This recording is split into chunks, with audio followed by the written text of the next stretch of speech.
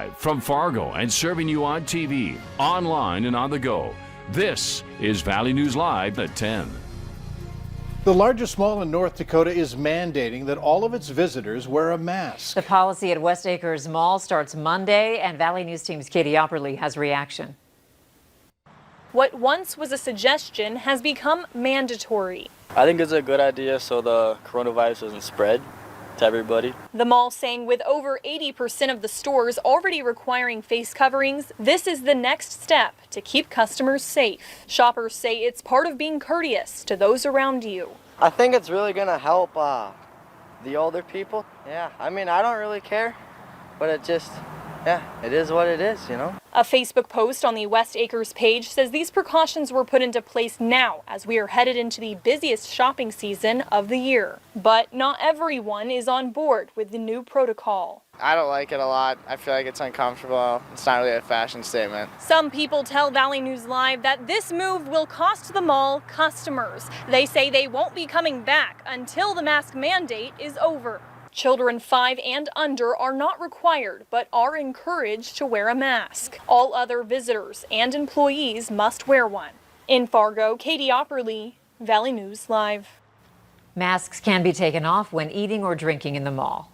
The Fargo Dome is projecting $1 million deficit this year after big-name acts like Elton John, Cher, and Maroon 5 have either canceled or postponed their local shows. Last year, a total of 520,000 people walked through the doors at the Fargo Dome. So far this year, it stands at 95,000. General Manager Rob Sobolik says they came into the year projecting to make at least $250,000.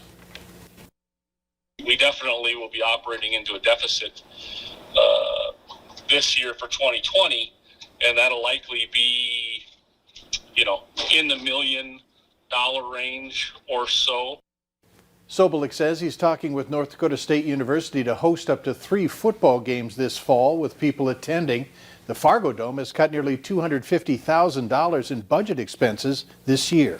We have updated numbers on COVID-19 this evening. Minnesota is reporting another 332 confirmed cases of COVID-19, along with 6 new deaths linked to the illness. Over 1,600 people have died from COVID-19 in the state. In North Dakota, 174 cases and 5 more deaths have been confirmed. The death toll now sits at 118. You can find more information on these numbers on our VNL News app. New information is in on that crash in Moorhead from earlier tonight. It happened in the 1100 block of Bellesley Boulevard. Police tell us that the driver had a medical condition while driving the truck. It caused the man to crash into the garage. Police say the driver lived in that area. We're told he had no significant injuries, but he was taken to Sanford's Medical Center to be checked out. Joe Biden and Kamala Harris will make an appearance together in Delaware tomorrow. Biden has selected the California senator as his running mate for the presidential election. The presumptive Democratic presidential nominee wrote that Harris is the best person to help me take this fight to Donald Trump and Mike Pence.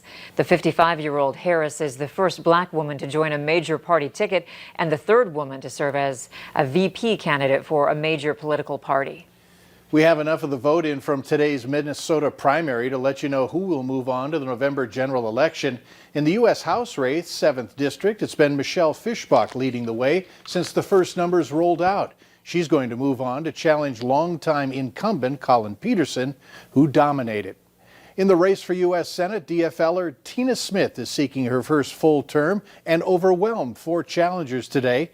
No one even getting to double digits against her. But getting past the expected Republican nominee will be tougher for Smith. Jason Lewis has the endorsement of President Trump and has shown that he's just as strong against 4 other candidates today.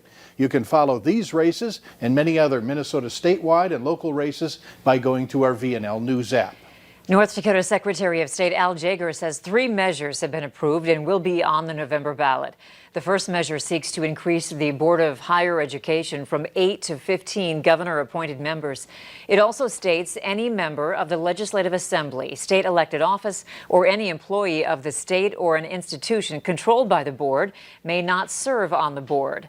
The second measure would amend the state's constitution to say a constitutional measure may only be placed on the ballot for a general election. If passed, the legislature must approve. If not, it would go to the next next general election ballot, where if it gets a majority of votes, it is enacted. The third measure would give the Ethics Commission the power to draw the legislative districts. The measure also calls for all open primaries, meaning all candidates for each office will be listed on a single primary ballot. The 4 candidates receiving the greatest number of votes will appear in the general election. So many families are turning to homeschooling that some community leaders say they're overwhelmed by the interest. Reporter David Schumann answers some of the basic questions about whether it could be the right option for you and your kids. Trying to kind of make it feel more like what they're used to. No longer just her basement, Ashley Newman has turned this space into a classroom. We're going to homeschool, trying something new. It's nervous, exciting. Okay. So I have little cubbies down here. The Hutchinson schools Ashley's sons went to in McLeod County can reopen for in-person learning, but the uncertain possibility of having to go distance again at some point was enough to make this decision. We wanted something being very consistent for them. Change is hard for a few of these boys. To be an effective teacher, Ashley's been studying up on the material this summer. Homeschooling allows her to tailor the curriculum to each child. We're going to start learning sign language this year. Without severing ties completely from the public school. Hanley will go in for band, and Keaton will receive special education services over Zoom. Still, you are going to spend an awful lot of time with your kids. Nick Rosenau is the incoming director of Planet Homeschool, a Twin Cities co-op of parents and instructors supporting each other in homeschooling.